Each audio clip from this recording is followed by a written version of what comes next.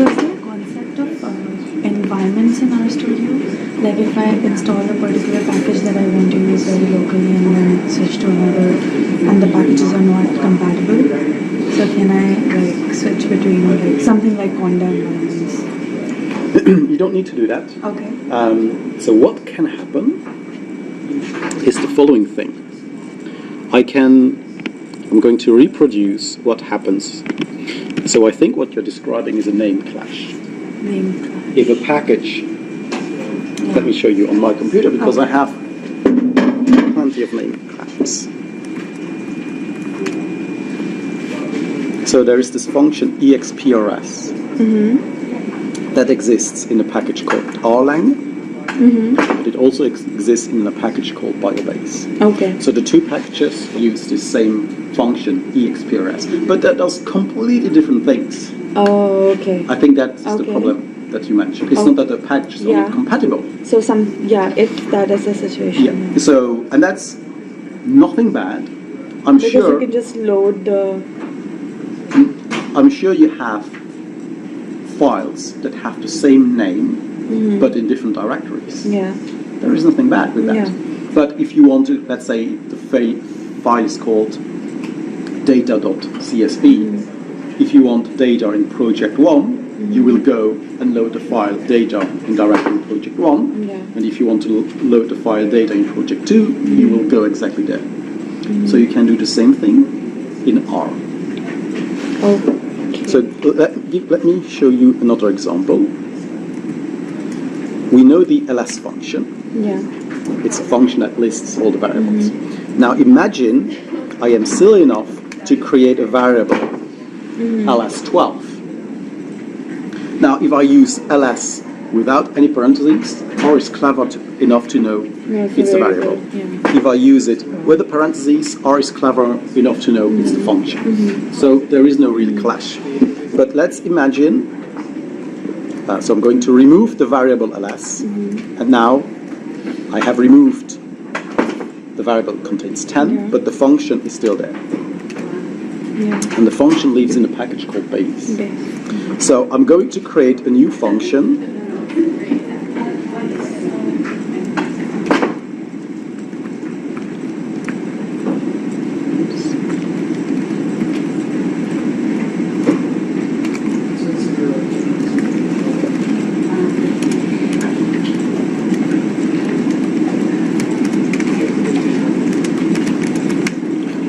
What I have done here, I've created a function. A local function. Yes, that takes whatever value and returns 1. So now I have two functions ls.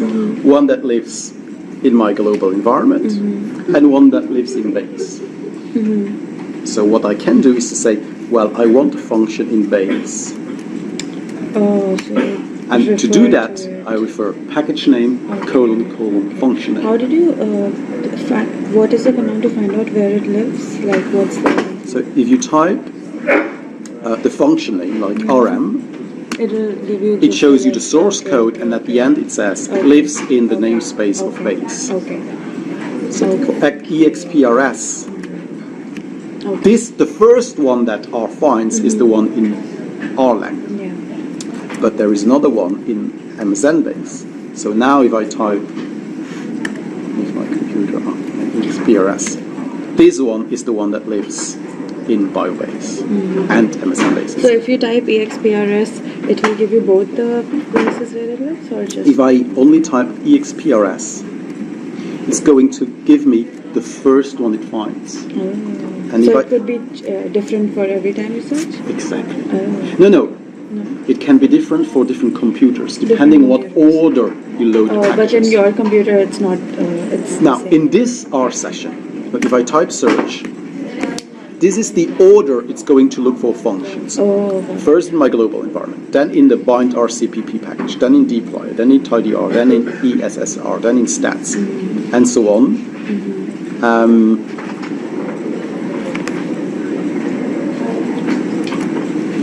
Sorry, let me take this off.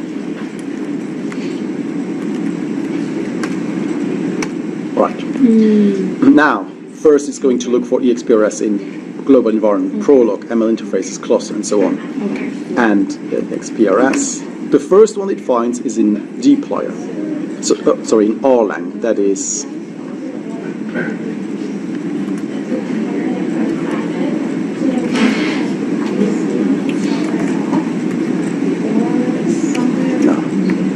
It is not directly loaded, but it's loaded via dplyr.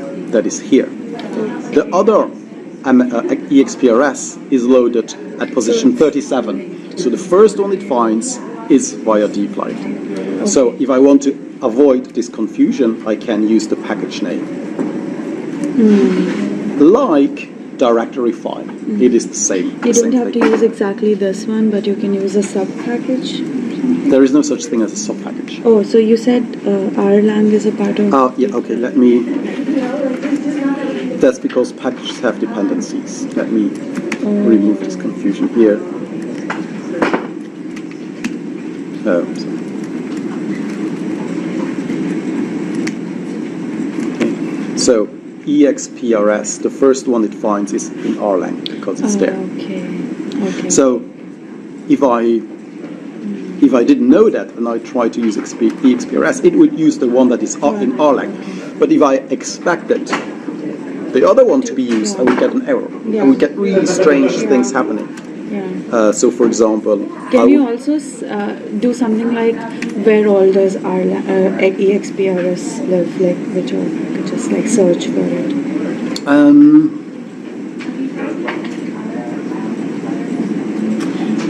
Yes, but nothing kind of straightforward. What happens? Let me open a new R.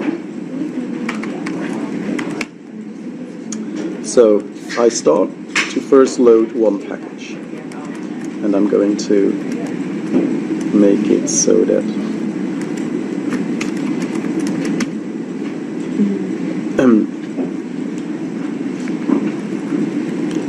so now all these packages are loaded. And the first one is MSN base. If now I load tidyverse, it's going to tell me, oh, careful here, because tidyverse loads many other packages, all these. And it tells me, careful, dplyr has a combine function. But this one now masks combine from MSN base, biobase, and BioC generic. dplyr EXPRS now masks EXPRS from biobase, MSN base. Not from Erlang? EXPRS used to be in Erlang. That was used via dplyr. Okay, so it's the same. Yes. And actually, I think in the new version, EXPRS has been moved to dplyr. So if I load MSN base first and then dplyr, then the last one would mask the... Exactly. So if you look at search, here's my search space. It starts by the forecast string R dplyr, and then that's the first one it finds.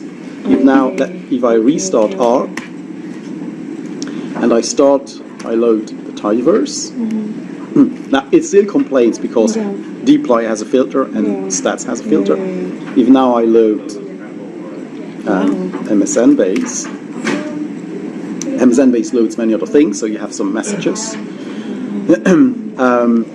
So you must be like facing these conflicts often, right? Like what are good practices for that? You load the package right away and then use the function and then load the package or something?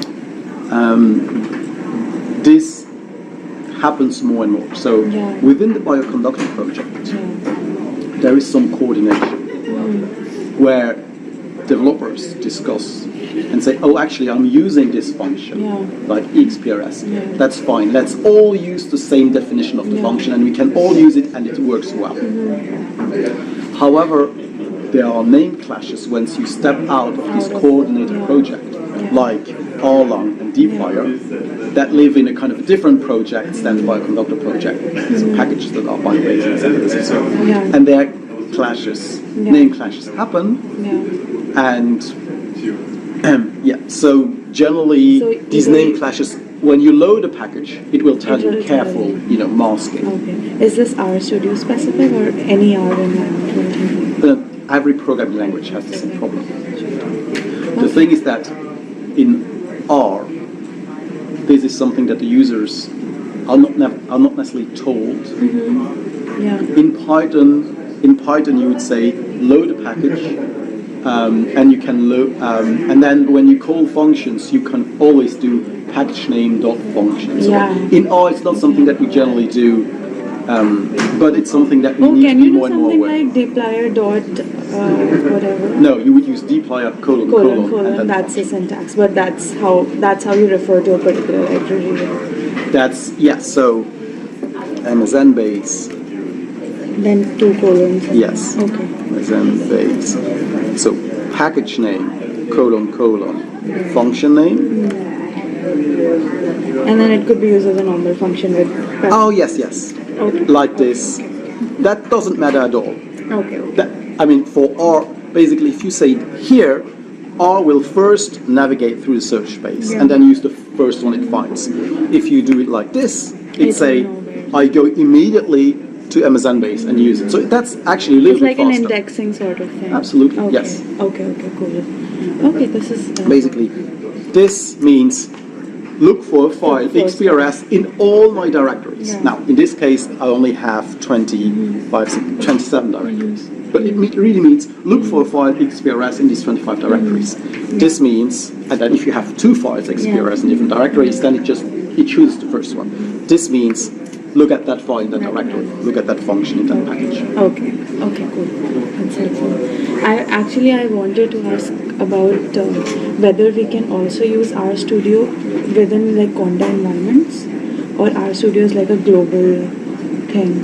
Because like I tend to do stuff in Conda environments, and one environment has certain R packages, other has certain packages. So we can like load R from a particular environment, or is it a global RStudio specifically?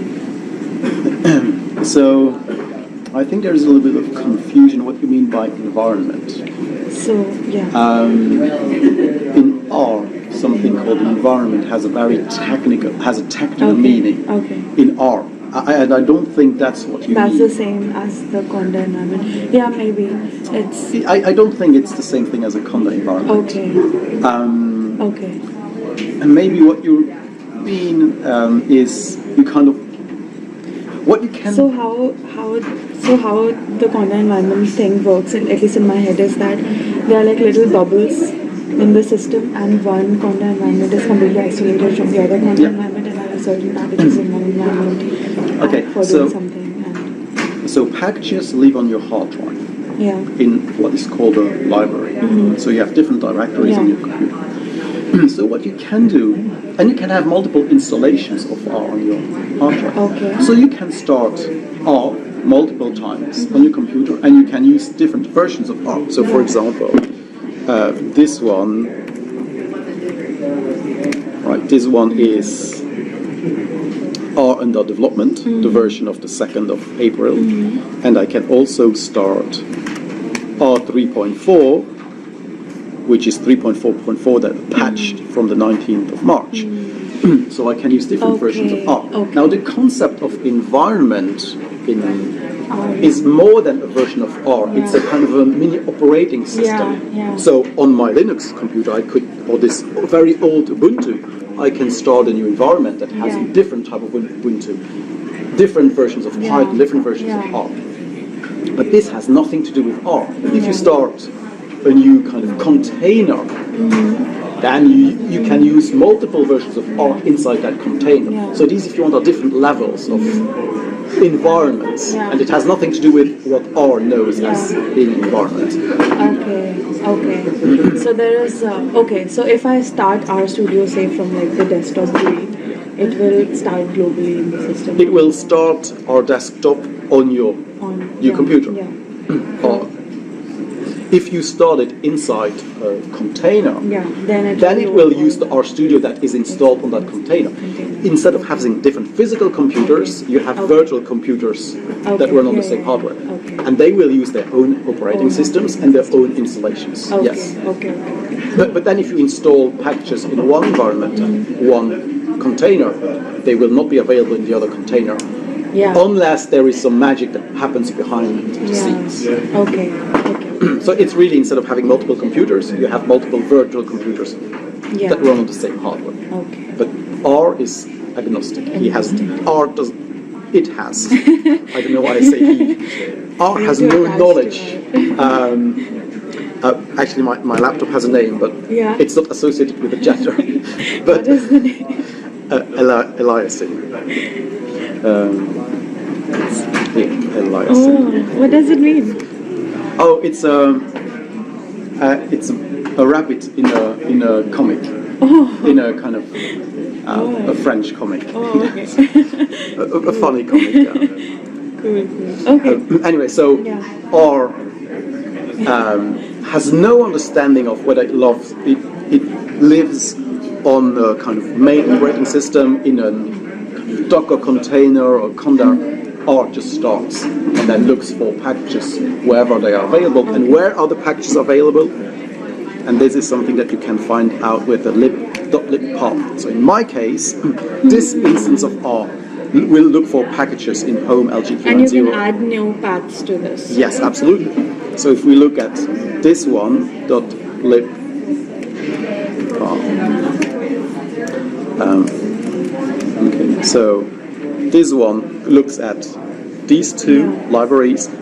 This one looks at these two libraries. So the first one, this one is a directory 3.4. In here, this one is directory 3.5. Here, these two are completely different directories. Okay. But this has nothing to do with the fact that you run R in a virtual environment. Yeah. Okay, got it. Thank you so much. You're welcome.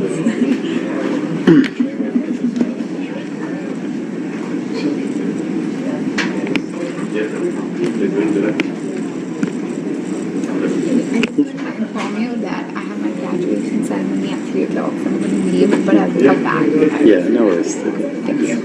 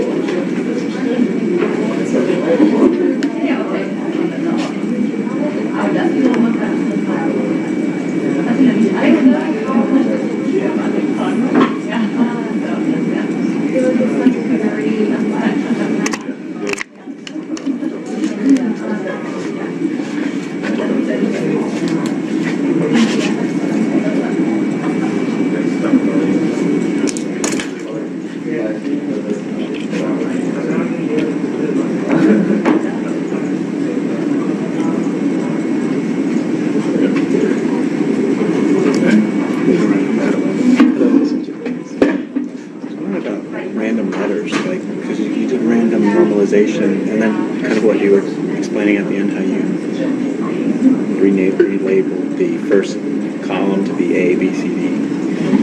Can you randomize that? Yes. So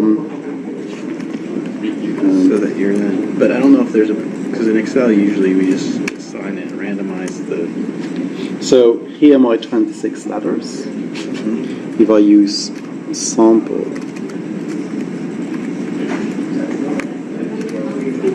letters, it will sample 26 letters out of these 26 letters, but I will get different combinations. See, and if I run it,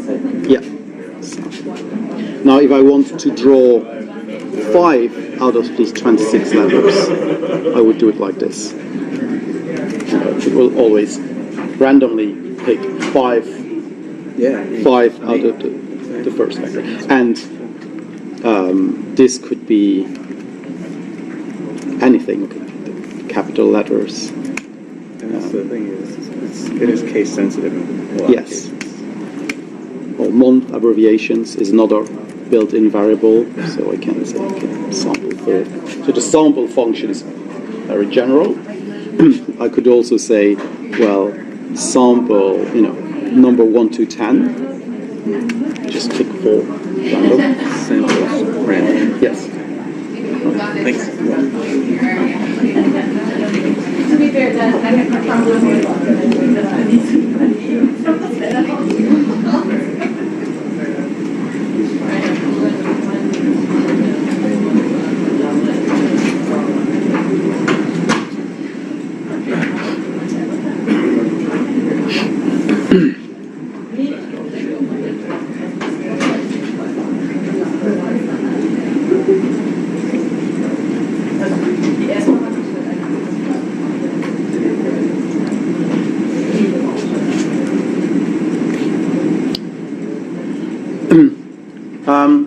Okay, so here is a challenge for you.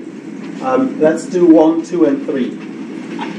So the first one is to create a new data frame that we will call IPRG_200. That is a data frame with 1 row and 7 columns.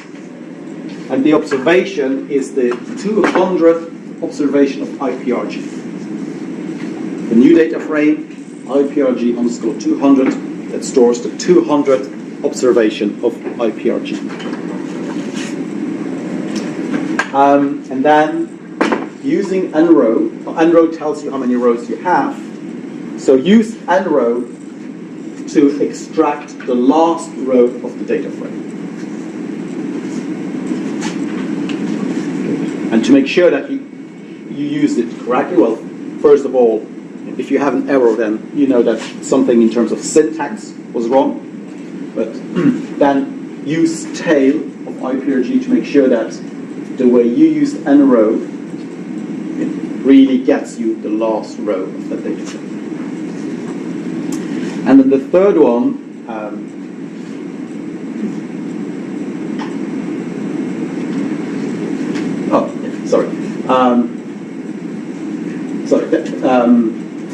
use nrow to find out the number of rows that we have. And then once you have seen the number of rows, type that number to extract the last one. That's the first step. And then later on, do not type that number yourself, because that relies on your knowledge of how many rows you have, but use nrow directly. And the third one, find out what the middle observation is in this big data frame.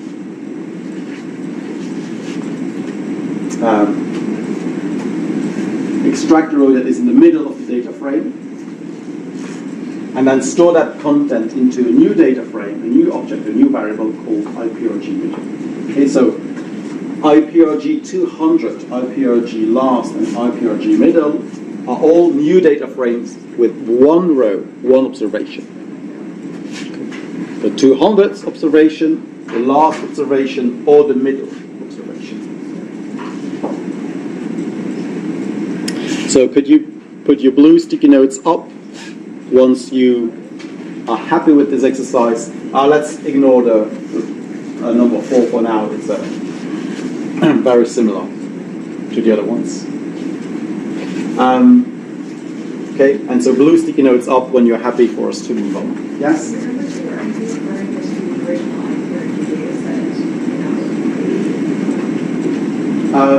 Once you have finished point number 1, forget about IPRG_200, start again with the original IPRG data.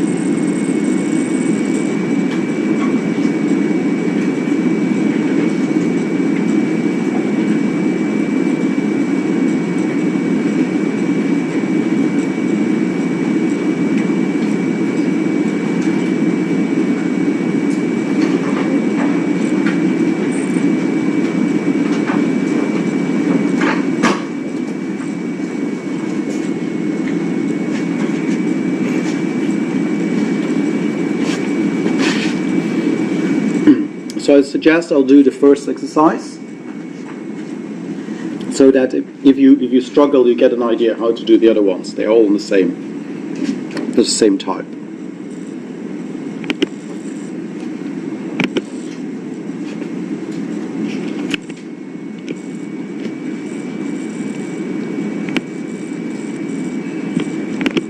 So the first exercise, I want to create a new data frame based on IPRG,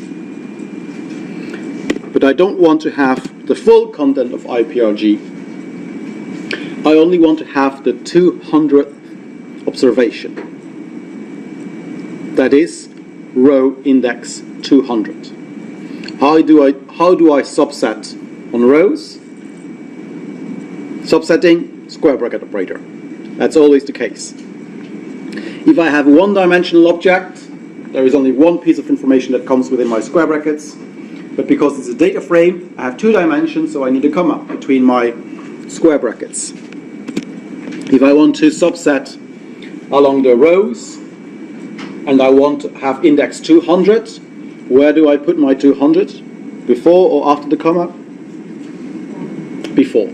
That is how R operates, first rows and then columns. It's always like that. By the way, dim IPRG gives me the dimensions, and the first dimension is number of rows, the second dimension is number of columns. So IPRG 200 gives me only row 200 and all the columns.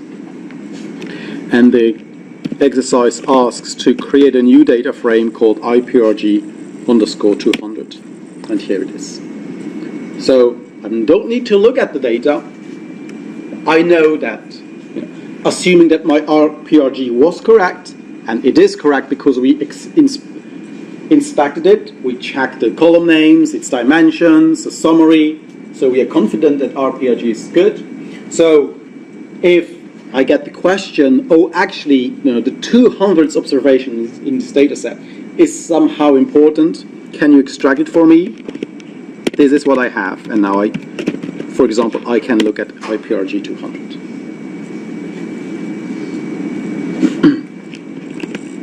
Okay. And so, nrow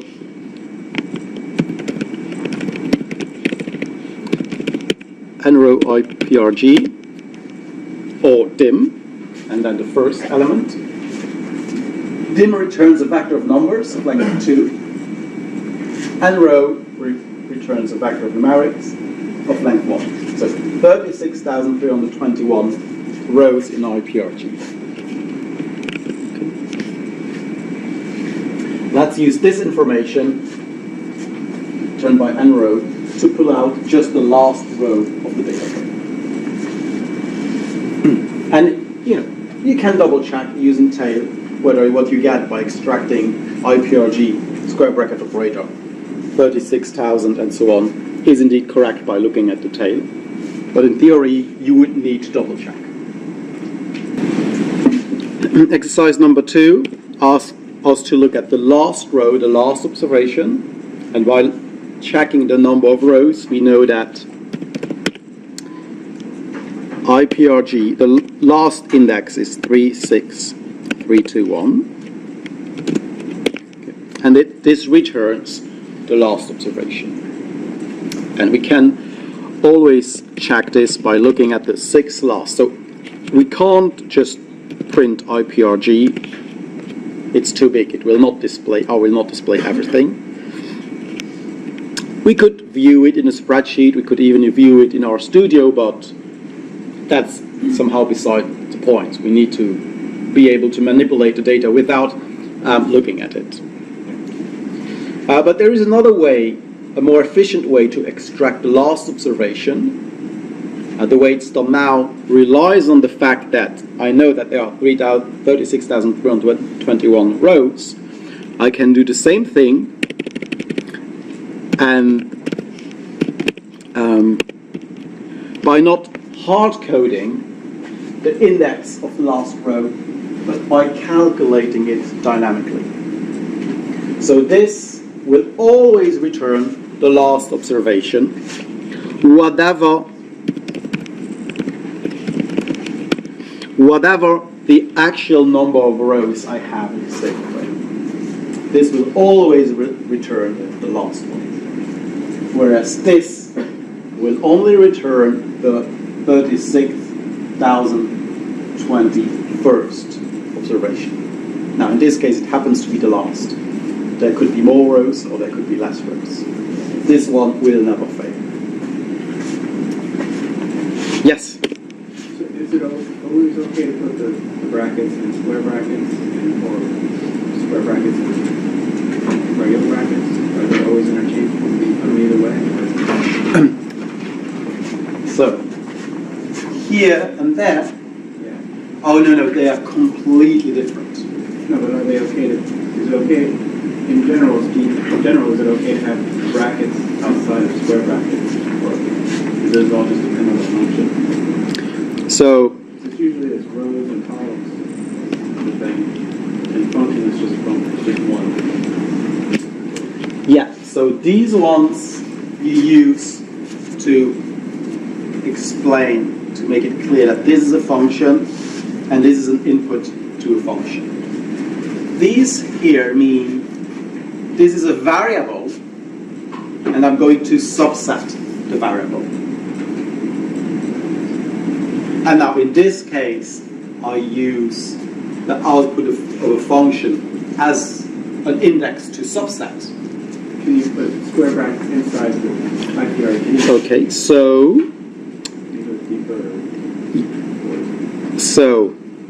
IPRG last is this one, and then if I say $run, no, sorry, $bioreplicate, I get number 4.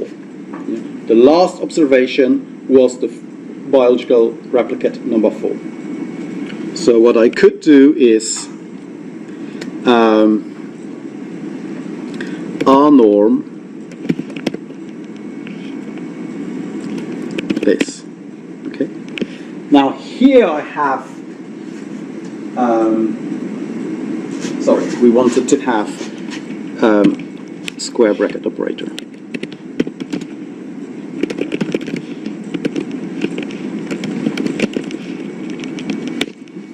No, was it bio?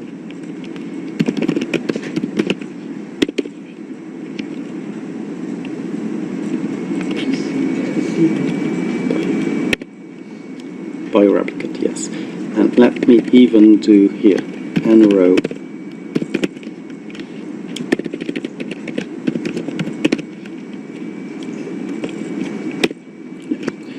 So this doesn't make much sense, but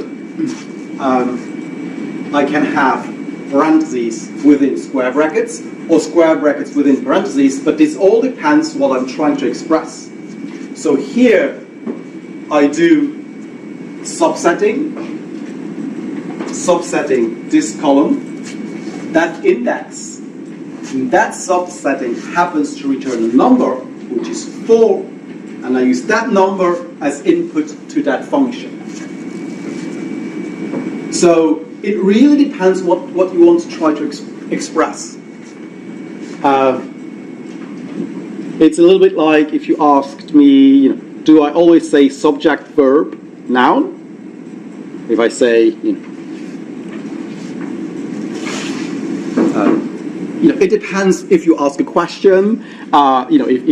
If you give an order, it really depends of the order of your words. It's the same here. Will you use first parentheses and then square brackets? Well, it depends. If your square bracket extracts something that you put then as input to a function, that you have the parentheses and then the square brackets inside.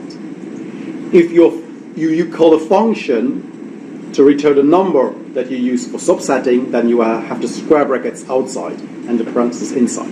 So there is no rule. It really depends what you want to say. Square brackets are generally extracting.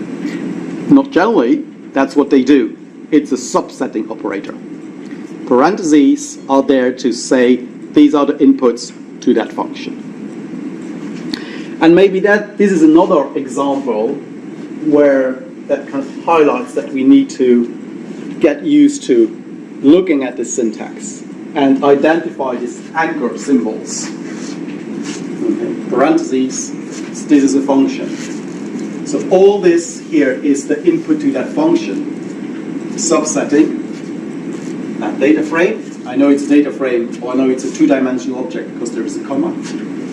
Subsetting first dimension, subsetting second dimension. It is very confusing, especially that this doesn't make much sense, but I kind of wanted to find an example with the syntax and the example that we have seen where I have parentheses within a bracket and then brackets within parentheses. This is really what I try to express, and now it happens to be one way, or it could be the other way. So can you just go back to the other way you did to extract the last row? Yes, yes. So this way. And by the way, all this is in the lecture notes, the exercises. So what I showed here, right, is it that URL? Here's the challenge, and the answers are shown here at the end. Here, 1, 2, 1, 2. So we are doing 2. So this will never fail. Whatever IPRG is, as long as it's a data frame, 2 dimensions, this will never fail. And when you program, you need to program, when you analyze the data, you need to use that kind of syntax that will never fail, that uses the properties of the data rather than indices or kind of specific knowledge. And so the third question was to extract the middle observation. And how can we calculate the middle observation? By taking the mean of the number, or dividing the number of rows by 2. Now this doesn't give us integer, so yesterday we saw the round function. So that would be one way to get the middle observation. So once we have this index that we calculate dynamically, we can now use it to subset this middle observation. IPRG.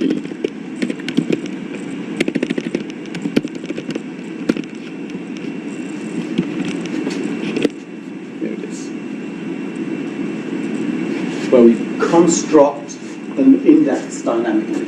Now we construct it using 3 operations. The first one is to extract the number of rows. The second one is to divide this number of rows by 2. And the third one is to round this to an integer.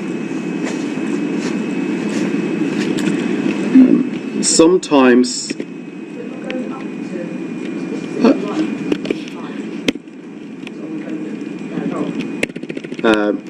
we could take floor, or we could take ceiling, if that's what we wanted to do.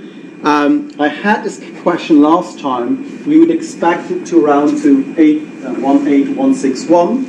There is an obscure specification, not only for programming languages, and I don't remember what it is that makes it, that it rounds to 60.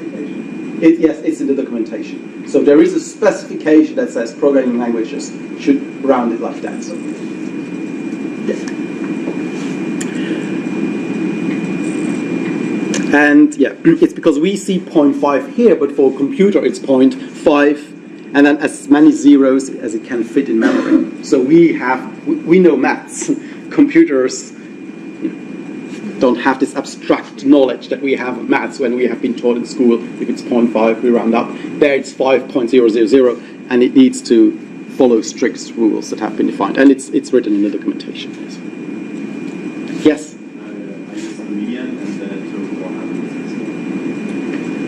Yes.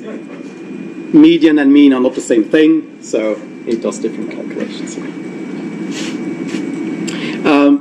But now we don't really care whether it's the 18,160 observation or 61st observation. it's a way to kind of start to manipulate these indices and then calculate them.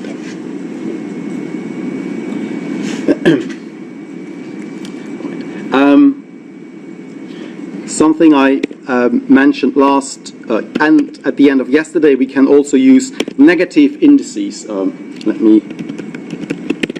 Letters 1, 2, 4, and I'm going to create X here.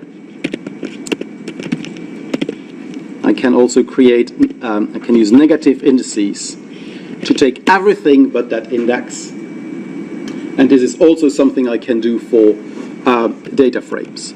IPRG rows 1 to 2, and then maybe minus C 2 to 6 minus.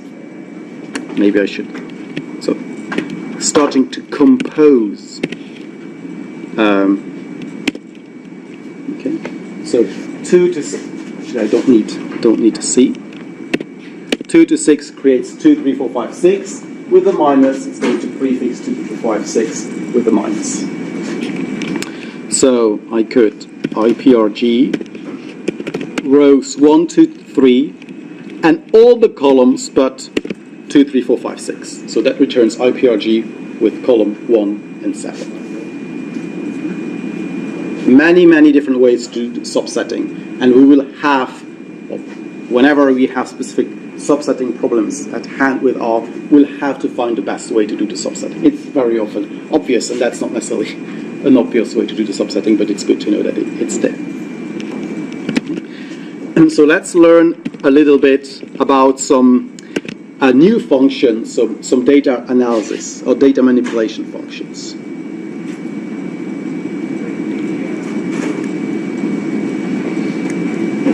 And maybe before that, so we have seen a vector, linear object with a length, but all elements need to be of the same type. We have seen a data frame, 2 dimensions, and the different columns can have different types, but within a column they all have the same type. There are 2 other data structures of interest in R. One is a matrix, and the matrix is a 2-dimensional object, but all elements in the matrix must be of the same type. Matrix of numbers, matrix of characters, matrix of logicals. We're not going to see it explicitly, but it's good to know that it's there. More restrictions than on the data frame. But sometimes that's good. And another one, it's a list. A list is a generalization of a vector, where it's a linear object, so it has length, but all elements can be of different types. And we're not going to see lists explicitly, because vectors and data frames are really the most important data structures. But there exist many more.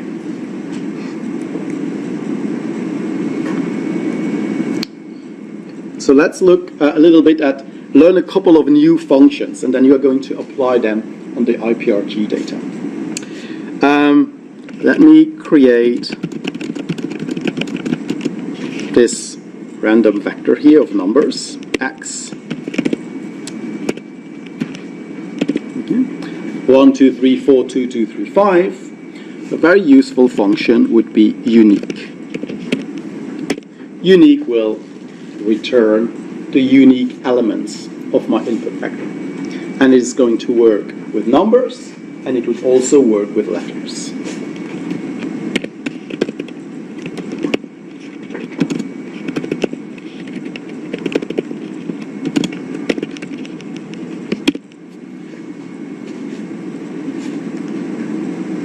And by the way, unique would also work with the data frame, and then it would return unique observations, unique rows.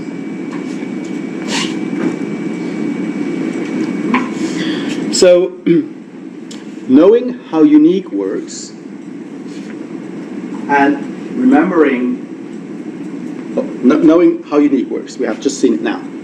Knowing how to extract the column of a data frame and remembering length, that gives us the length of a vector. So for example, if I wanted to know how many numbers, how many unique elements do I have in X, I could say unique of X, and instead of counting them, it's pretty obvious here because it's 1, 2, 3, 4, 5. I could say, what is length of unique?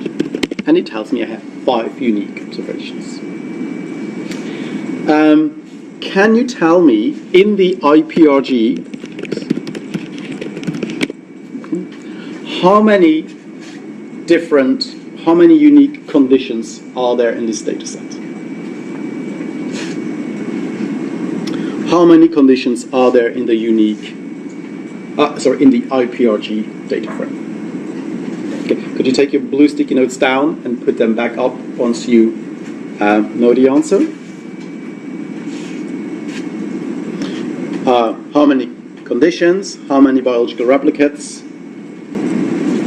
Then, how many combination of condition and technical replicate do we have in the IPRG dataset? So that's, again, part of exploring a dataset, getting familiar with the dataset. How many observations, how many variables, but then, how many conditions do I have? Without looking at individual conditions, how many biological replicates do I have? And then, how many of these combinations, condition, technical replicate, do I have in my dataset? And that's a basic quality control that is good to do when you get a data set, or if it's your own data set, just to make sure that what you end up having in R matches your expectations.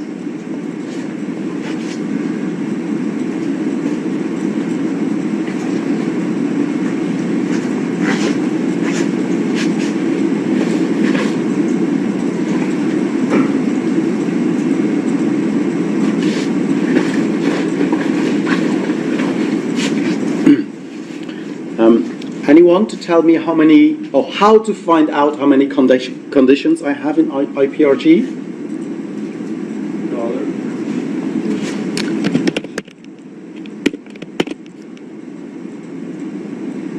And then,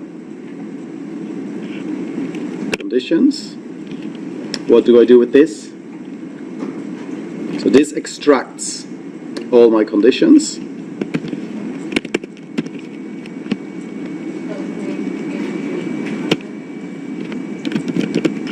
Unique. Okay, so I can see that I have 4. If I wanted to be more, to get my actual answer without having to look at it.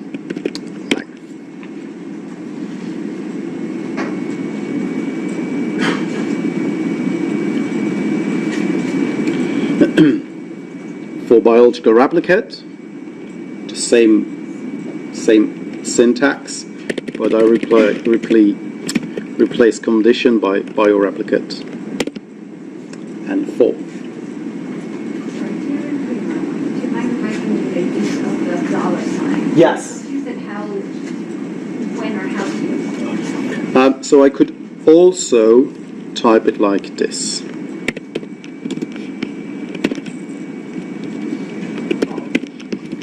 That is kind of explicitly saying, I want to subset my data frame on its second dimension, and I want column name condition. Why does it, because that's what I was thinking, why does it avoid using the bracket in the previous case?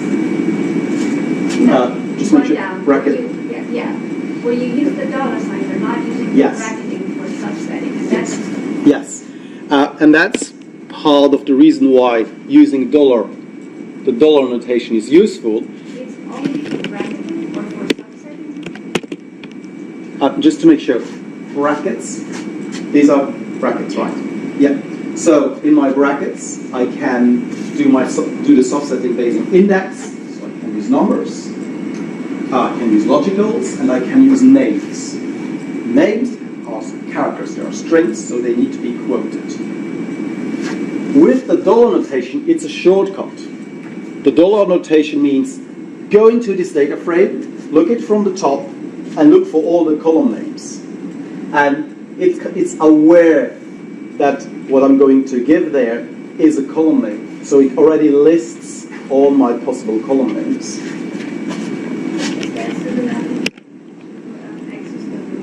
No. The dollar, and that's why it's some sort of restriction. So it knows, it looks for all the column names, and that's why it can autocomplete, and we don't need to quote them. That being said, that would not work if we tried to use a space in a column name. It wouldn't work anymore. Then we would need to use backticks. And that's why that's a really convenient notation. We don't need to quote it, and we can use autocompletion. In this case, here we could use names, we could use indices, we could use logicals, and that's why we need to be rigorous. So we want to do the matching for the subsetting by name, and that's why we need to quote them. I guess I'm still confused Sorry. why you didn't use the brackets. Oh. The dollar sign. Okay. Yes, that is the convention. No. Sorry for not being clear. Dollar means the convention is along the columns. So along the columns means second dimension. So you don't even need to bracket. You're already telling it to subset on columns. Yes. Okay, Yes. sorry. No, that's okay. And there are actually even more ways to do subsetting that I don't want to get into because it would add to the confusion. But this is a very handy way to do it. So third question was, how many condition/technical replicates combinations are there? So how do we subset two columns? C? Yes. Condition bio. I could also use indices, but I'm not sure about the indices. It's always risky to use indices. It saves some typing, but it's a little bit risky. So this will extract these two variables of interest, and I can use unique.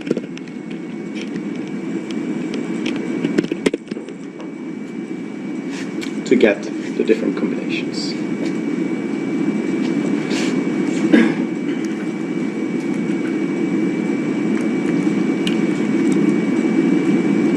And I realized that I don't remember what I said. Sometimes what I say and what I think don't match. Did I say bioreplicates? Or did I say technical replicate? I think I said bioreplicate, because the actual question was technical replicate. But that wouldn't be a problem. We would need to change bio by tech, and then we would see here that we have 12 different combinations. I can't see it because I see index 12, but I could use nrow.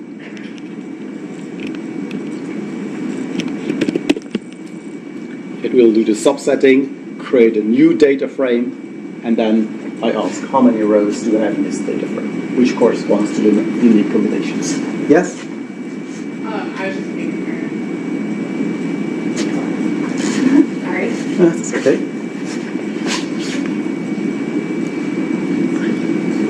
Okay. Yes? So the indices that we see there are the first occurrence of this combination? It's a new data frame. It gets new row names, new row indices. So in the previous case, when we had bioreplicate, the indices were 1, 4, 7, and 10 instead of 8 continents? Oh, sorry. When we had tech replicate, this. So the previous case, when we had bioreplicate, so the indices were not. Okay.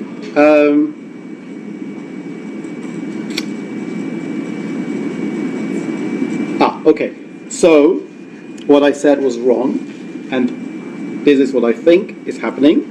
And to check it, we would need to look at the data set. So I think here, the first combination of condition 1 bioreplicate happens to be the first row. The first combination of condition 2 bioreplicate 2 happens to be the fourth row, and so on.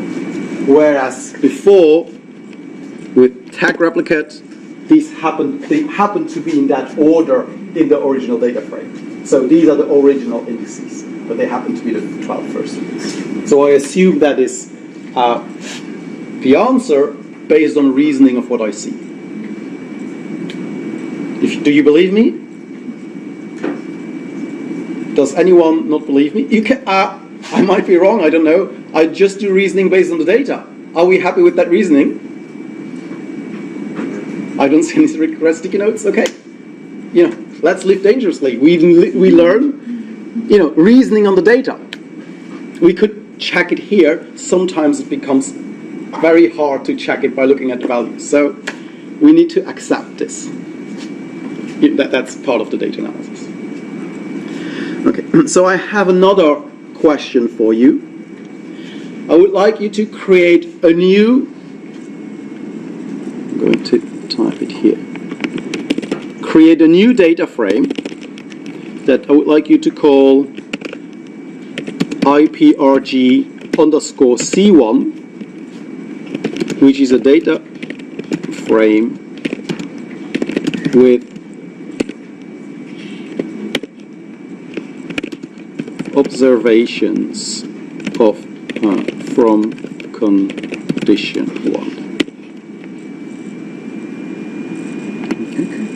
Could you create a new data frame that only contains the observation from condition 1? What we have seen yesterday, we have seen that we can check for greater than. Is a number greater than another one? Or smaller than? What we didn't see explicitly is, can we check if two numbers are exactly the same? And this also works for characters. Are capital and capital A the same? Are capital and lowercase the same? False.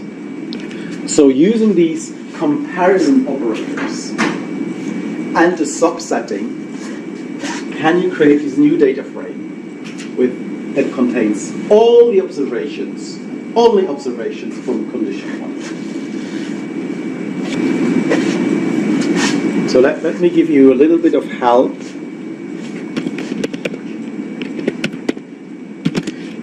So I want to create a new data frame based on the IPRG data frame. And this will require some subsetting. Along what dimensions do I need to do the subsetting? Along the rows or along the columns? Along the rows, yes. So I will need to write something here. Let's call this C1. Let's imagine I have something that will allow to do the subsetting. Let's call this thing C1. And that should then give me the answer. What should C1 be? And there are multiple possible answers to this. The IPRG $sign condition equal, and then condition 1. Yeah, that is one correct answer. But in more generic terms, would C1 be another data frame? Okay, a vector of true and false. Yes, so a vector of logicals. But what's the length of that vector? The data frame doesn't have length. The number of rows. Yes.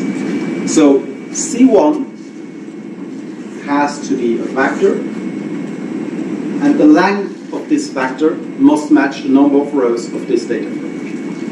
Now, could it be something else than a vector of logicals?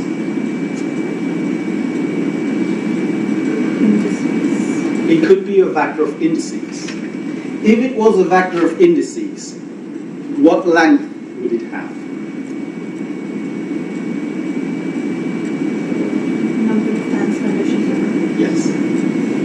So it's very unlikely then that the length of that vector would be equal to the number of rows of that data frame. Because that would mean that we only have condition 1 in that data frame, and we know that's not the case.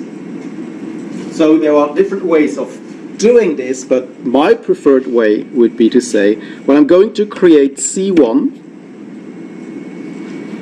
and C1 extracts IPRG $condition and checks that this is equal to condition 1. C1, a very long vector with trues and false. Now, I know that the length of C1 equals the number of rows of IPRGs. It is impossible for these two values to be different. Otherwise, my universe breaks down. Okay. I'm not going to check it. It has to be like that. Because this comparison, a vector of length, number of rows of RPGs, is compared to a vector of length 1, and this comparison is done as many times as we need. As in number of times, number of rows. So I know that C1 has the matching length. One thing I don't know is how many trues and false do I have. Well, I can say table C1. Table C1 will look at the unique elements that I have in this vector and count count their frequency. So in this case, I have 27,242 falses and 9,079 trues. I'm exploring the data. I don't know whether the 4th entry is true or false. I'm relying on these reasoning on the data, and I kind of look, does this make sense? Yeah, it looks correct. I don't remember, did we have, how many conditions did we have? 3, 4? 4. 9, 18, 27, okay. It's not only truth or not only false, so it's reasonable. And now that I have C1, I use IPRG C1, IPRG underscore C1.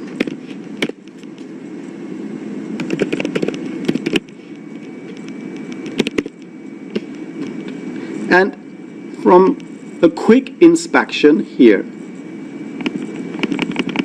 it looks correct. For more complex subsetting, I would probably double check that everything is correct, of course. But still, I will rely on some reasoning, some of properties of this data.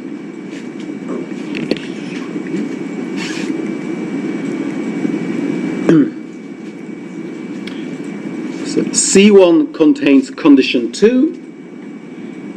Let's create a vector RA that does the subsetting for the,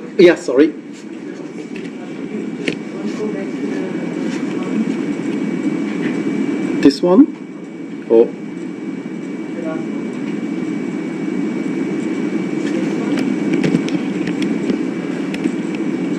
so here I create this vector of logicals, and if I type C1, I'll just see, trues and false being printed on the screen, which will not be helpful for me. So what I want to do is to get an idea, how many trues and false do I have? This is.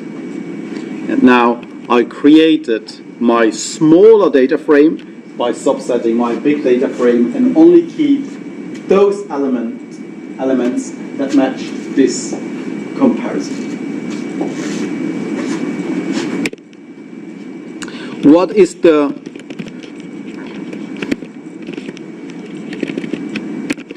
will be the output of dim IPRG underscore C1?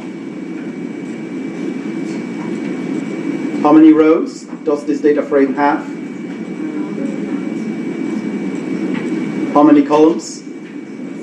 7, because I haven't done any subsetting. Does that answer your question? Or do you want more clarification? Yeah. So this is the subsetting based on condition 1. How could I do the subsetting based on technical replicate capital A?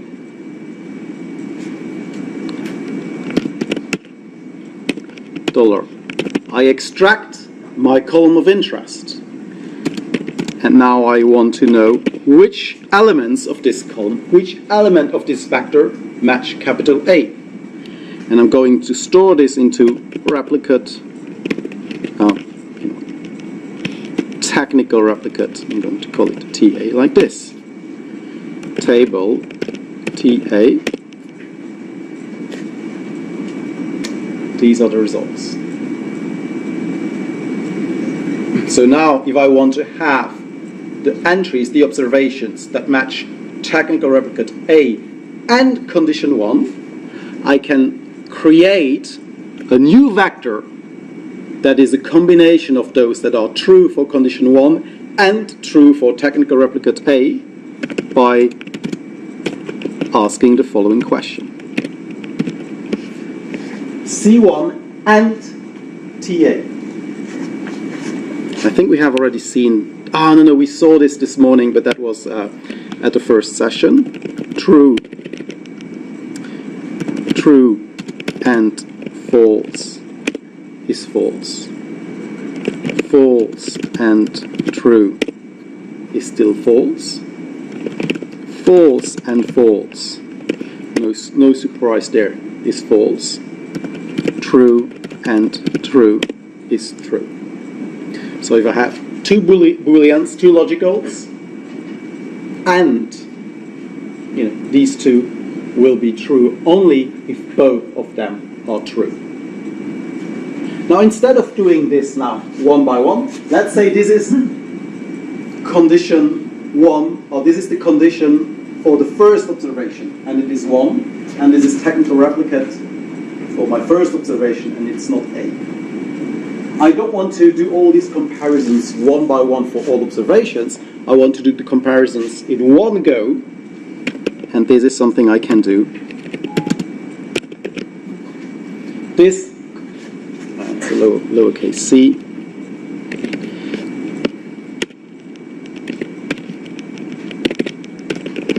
This is a vector of length, blah, blah, blah, number of rows. Correct length, telling me true when it's condition 1. Same length of vector that telling me true when it's a technical replicate A.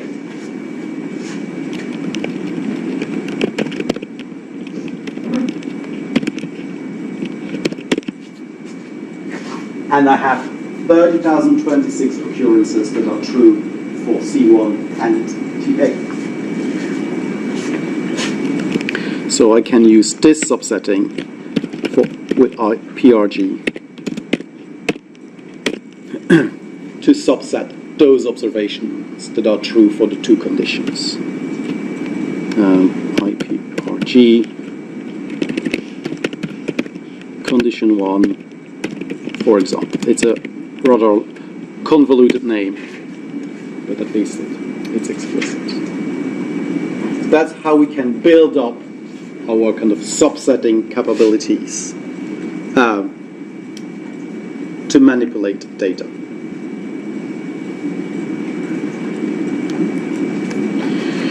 So in the last 35 minutes that we have, I would like, and so everything that we have seen that is kind of described in these two lines, use the basic kind of native syntax of R. Square brackets, a comma, for $, and then equal to make sure that we have identical values on the right and the right-hand side and left-hand side. For the end of the morning, I would like to demonstrate kind of an alternative way to manipulate data that comes with another package that is not installed by default with R, and that other package is called dplyr. Dplyr defines, if you want, a new grammar, a new set of vocabulary to work with data, to do data manipulation.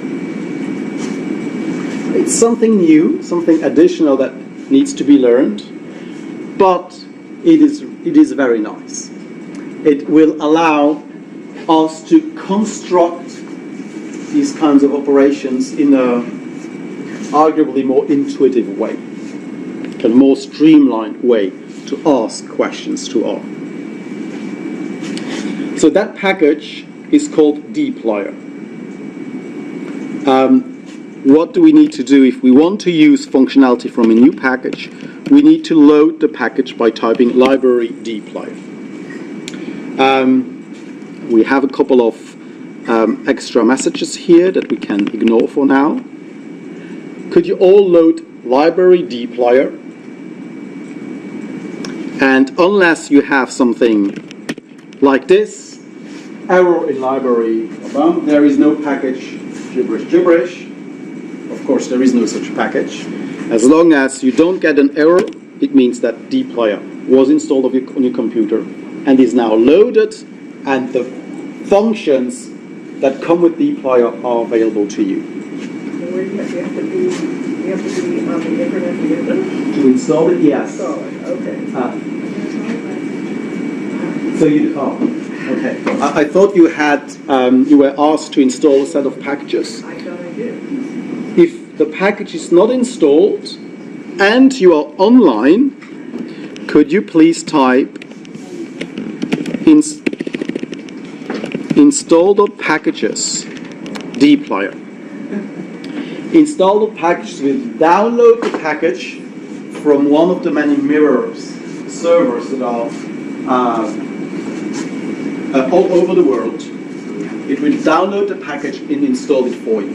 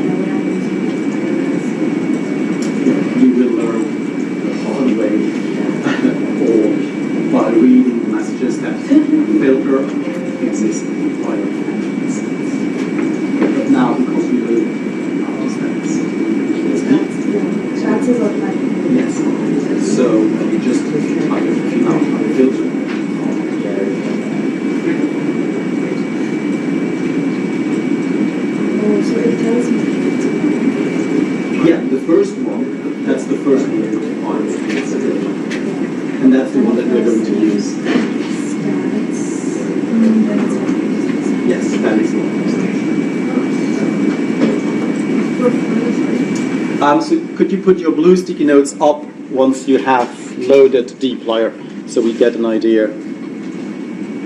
Oh.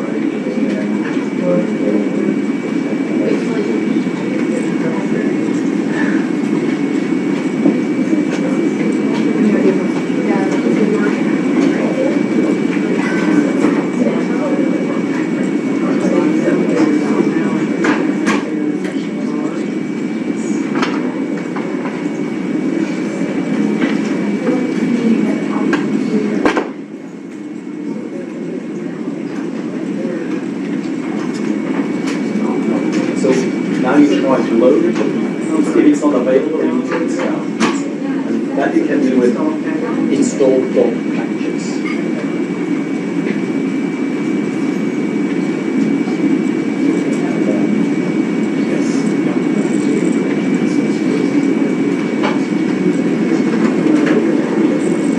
I was confused. That would be I have this feeling it's somewhere else, didn't that is very possible, yes. That is possible. It's easy enough to install things because it installs dplyr and all the other dependencies. That's one of the nice things about it.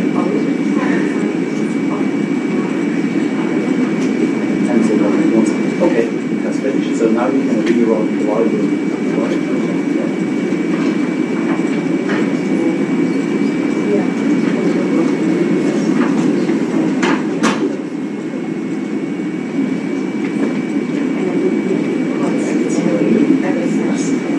Oh, there we go.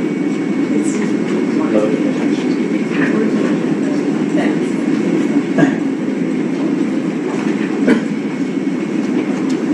Oh, we're adding our meeting.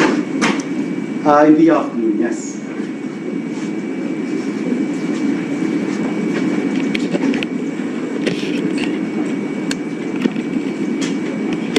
Right, library dplyr.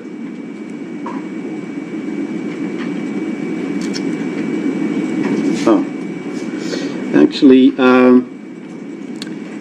for those that didn't have dplyr, maybe what we can do already now is to install the packages and install something called tidyverse.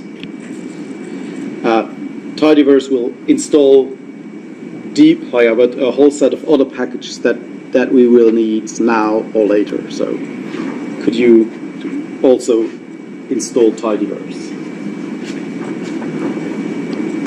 And then load that set of packages with library tidyverse.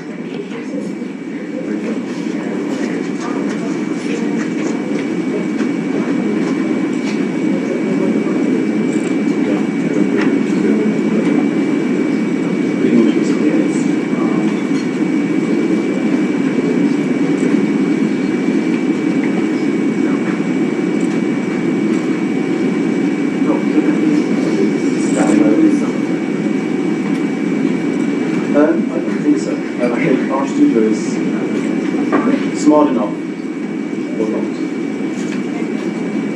So it only restarts on the inside this console and not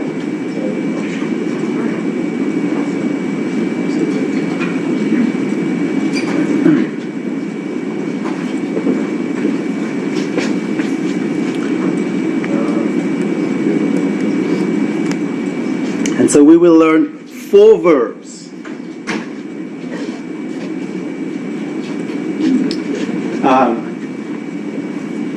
In dplyr.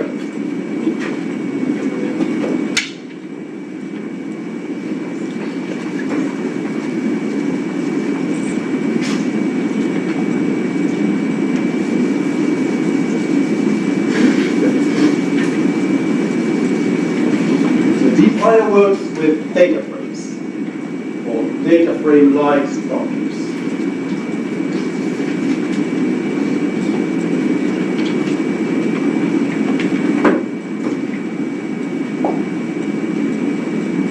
So one action, one verb that we're going to learn is filter.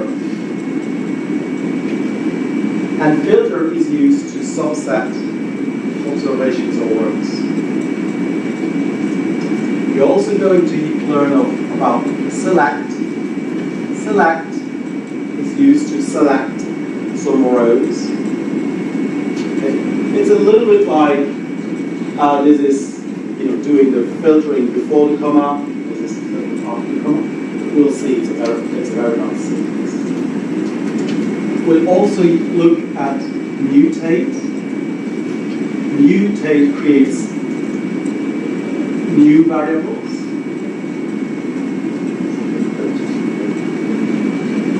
And then we're also going to see something called group by.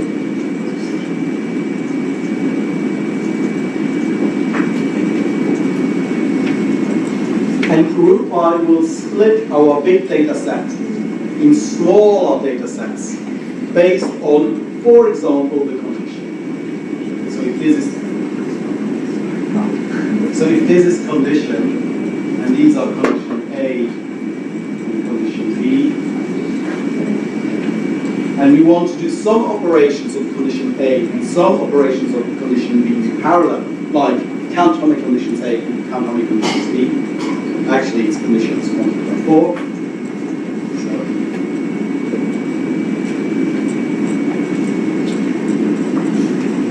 1, 2, and so on. With group by, it's a kind of relatively simple way, or more simple, easier way than the kind of long and convoluted way that we used before. But it's important. Filter the rows, select columns, mutate to add new columns, and group by to split the data frame and do operations on the different sub-data frames.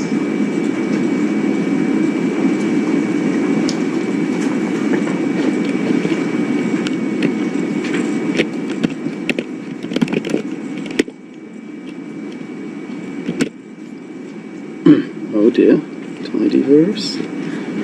I didn't do my homework.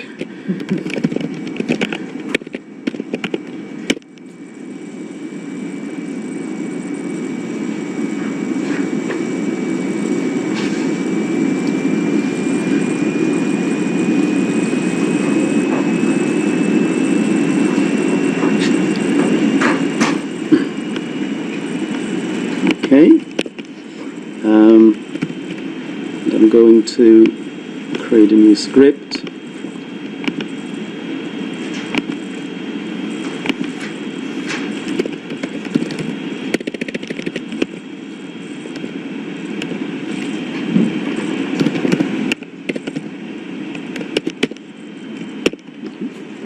And here, library tidyverse.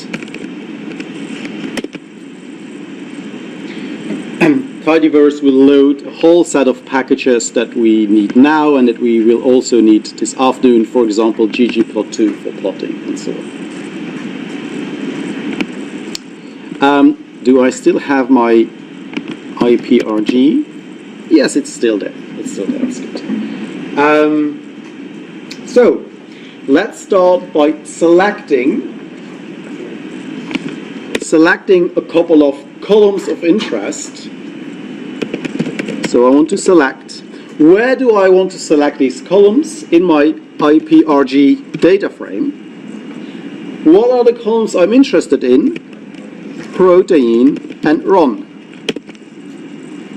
And actually what I'm going to do, I'm going to show you another way to load that CSV file in. I'm going to show you another way. If I go into my files, in data, here's my IPRG example runsummary.csv. That is the file that we loaded with read.csv. I'm going to double click on it and type import dataset. Import data, I'm sure you're familiar with that kind of interfaces where it says the delimiter is comma.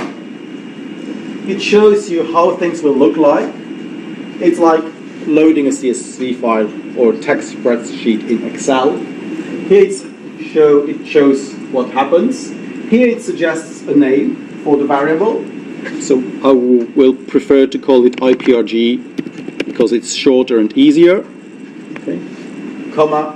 All these options actually correspond to some of the arguments in the read.csv file function. We're not going to use read.csv, we're going to use read_csv. It does the same thing, but in a different way. As long as I'm happy with how my data frame will look like, I click on import, and it loads my data set as an data frame-like structure, and it displays it here.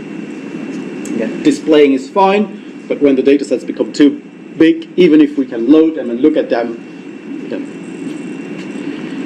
it becomes a little bit too cumbersome. So here's my IPRG. And so to create this,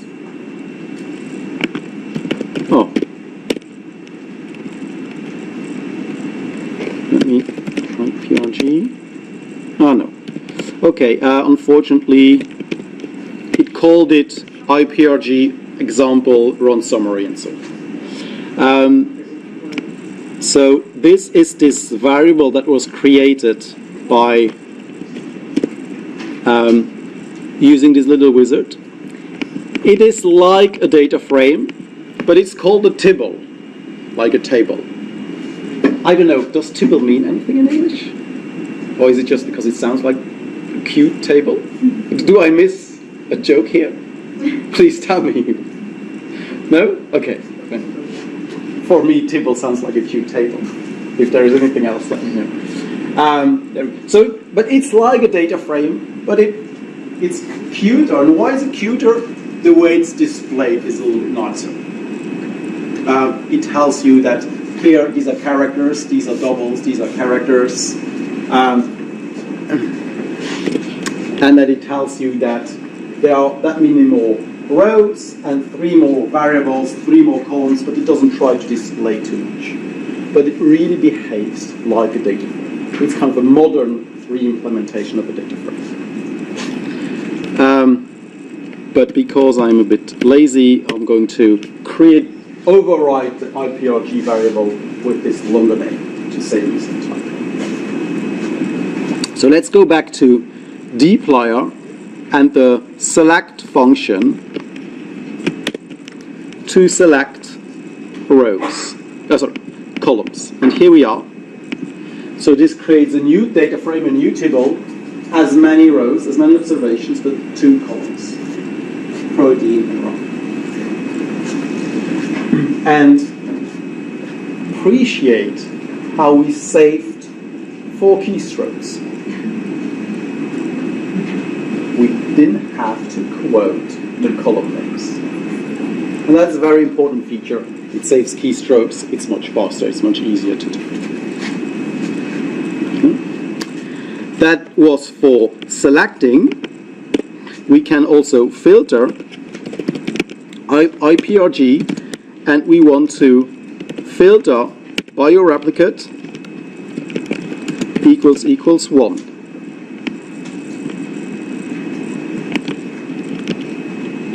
Control Enter. Here we go. Scroll up. I have a table with 9,079 observations and 7 columns. I have filtered bioreplicate equals 1. Here we see the 3 first variables, 10 first observations, and then it tells us there are that many more rows and 4 more variables. Select to select these columns, filter to filter these rows. Yes? Is the analysis using The minus. to remove columns? No, it's so here it's analogous of saying IPRG square bracket operator, comma, C, protein, and RON, but they need to be quoted. But the filter is where these Filter, this would be analogous of saying IPRG $BioC replicate equals 1, and this would come inside IPRG. But why? Now, so far we have saved a couple of keystrokes, but here is where it becomes very, very useful. And this is by using a new symbol that we first need to make available by loading my library magritte R. I'm going to type it here, library.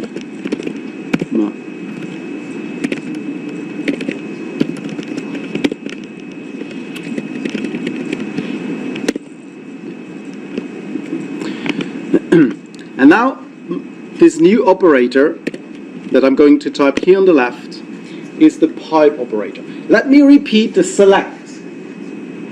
Yes? When we're loading this data frame, if we don't specify that the first row is the header, is there a way to specify later? Yes. No, not later.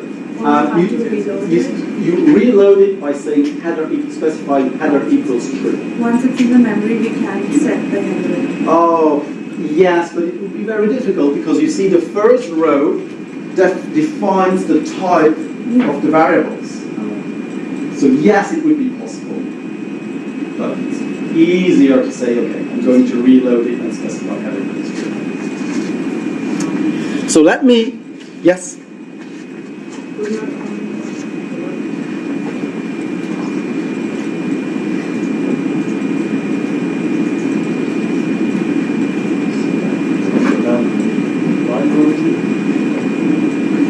Library type groups that you haven't loaded.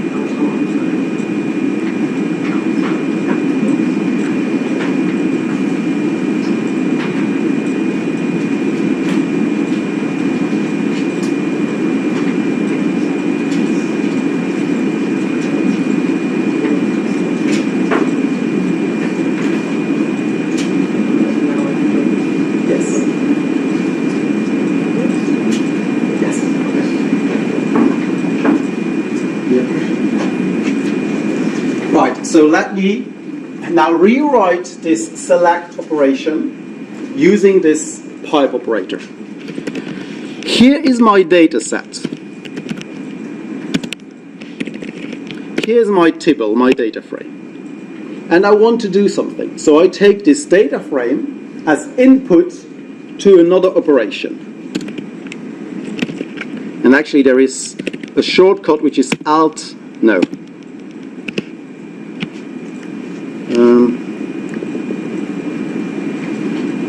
Control Shift M.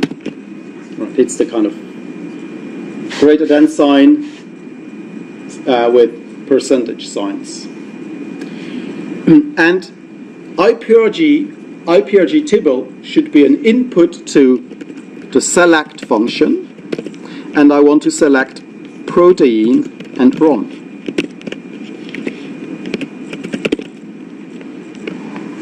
This produces the same results as that. But the implicit tibble that we use to do the operation is the one that is passed by the pipe operator. Take this data set and apply a selection on it. I don't have to repeat IPRG. Here I have to say select on this data frame these columns. Here I say select these columns. While on what data frame? The one that is passed through the pipe. Now, it looks like it's a little bit more convoluted now, but I can pipe as many times as I need. Filter.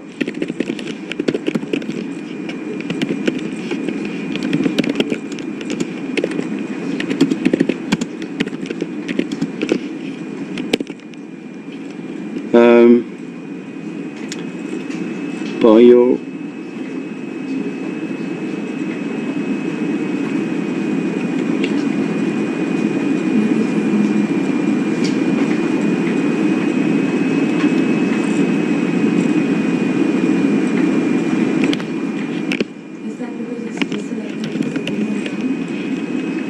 Pardon?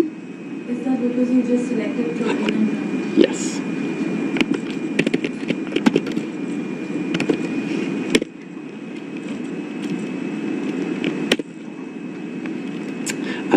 So actually, let me do it the other way around. First, I filter my rows, and now I select. Very good point, thank you. Run, or what did I have? Protein, run. So thanks to this pipe operator, I can now chain operations in a way that matches much more what we would say. I have this data set. First I want to filter and that implicitly means the observations, rows, that have bioreplicate equals 1. And then I only want to select protein and ROMA. Select means columns. And the output is shown here. I have a table with 9,079 rows. That sounds familiar. 9,079, and remember we had it. And it has two variables, protein and ROMA.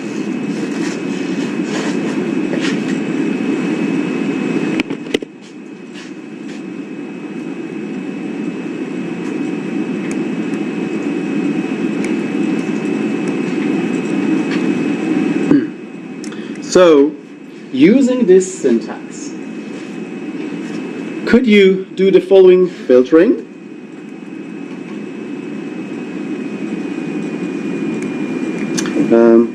Quickly check. Yes, I'm going to show you the question here.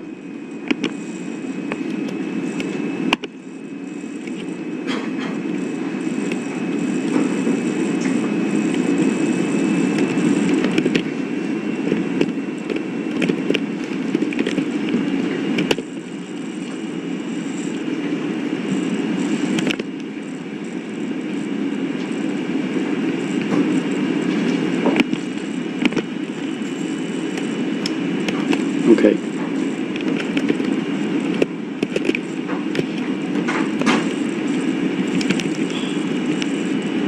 So using pipes, can we subset IPRG so that we only keep proteins with a log2 intensity? Let me come back to our studio. Names IPRG. We have log. Do you remember we saw names with data frames, but tables behave like data frames. So everything we have seen with data frames still works with tables. And actually, everything we do here would also work with data frames, but the tables have a nicer output. So there is a log2 intensity column.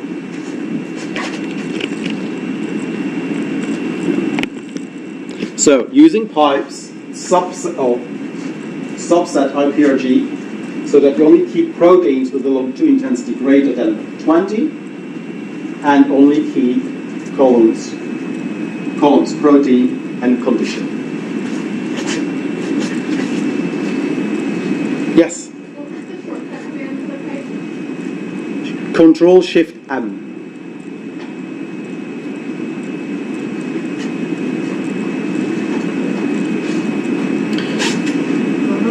Yes? Yeah, very good.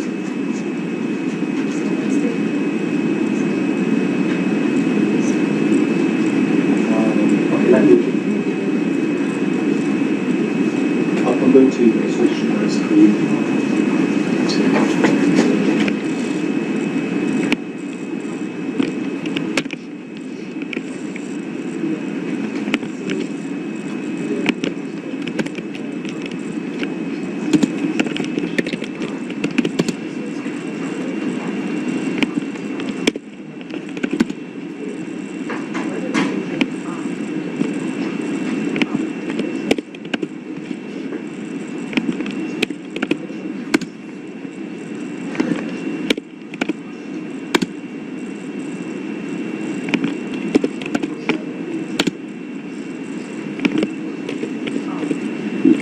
So here's the syntax that we used to combine filtering and selecting inside one operation that follows the flow of how we think, we reason about the data.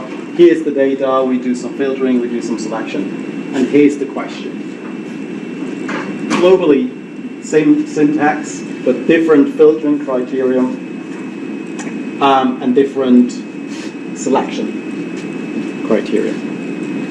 So when you have finished, blue sticky notes up. If you have questions, call us, or red sticky notes.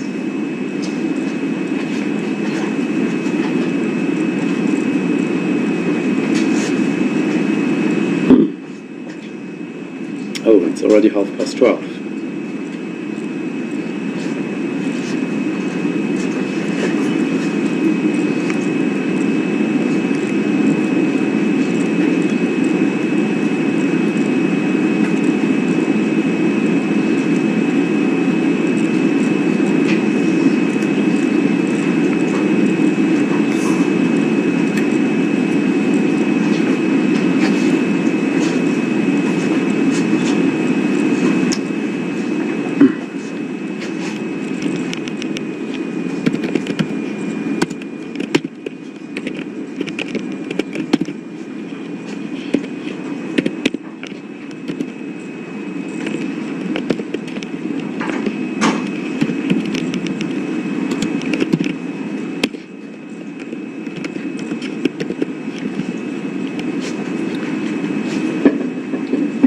So this is the beginning of the solution. We want to filter. What is the filtering that we want to do? What's the name of the column? So what's kind of the variable we want to use to do the filtering? Yes? log2 intensity. And what's the comparison we want to do? Greater than 20. We could stop here. Actually, yes, let's do that. And that because that's a really convenient way to build these instructions. I run this, and I can't really read what is here because it's a big font, but I didn't have any errors, so it all looks good. So I carry on typing here. Select protein condition.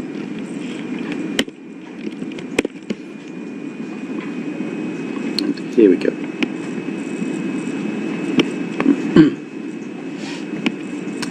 And before we break for lunch, I'll have to finish this in the afternoon. Another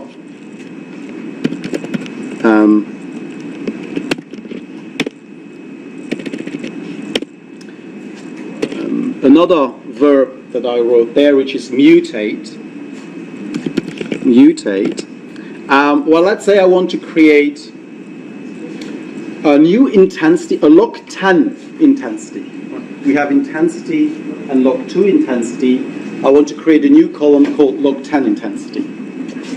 I will call it log10 int. How am I going to calculate this log10 int? What do I need as input? The intensity. What do I need to do with the intensity? I need to take the log base 10. There is a function called log10 to do that.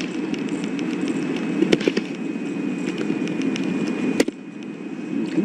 I split it so that everything fits here. So it becomes a very convenient syntax. And dplyr will know that when I refer intensity here, I mean intensity inside this IPRG, and the log10 should be log10 of that column inside here. And once this has been calculated, I mutate my table to add a new column. And I'm not going to print all of it out. I'm going to pipe the output of this into names to convince myself that a new column was created. Or I could also pipe it into head to see the beginning. We saw head for data frames, but head also works for tables. So we have seen filter, select, mutate, and in the afternoon I'll show you the group by, which is really where dplyr shines. Yes?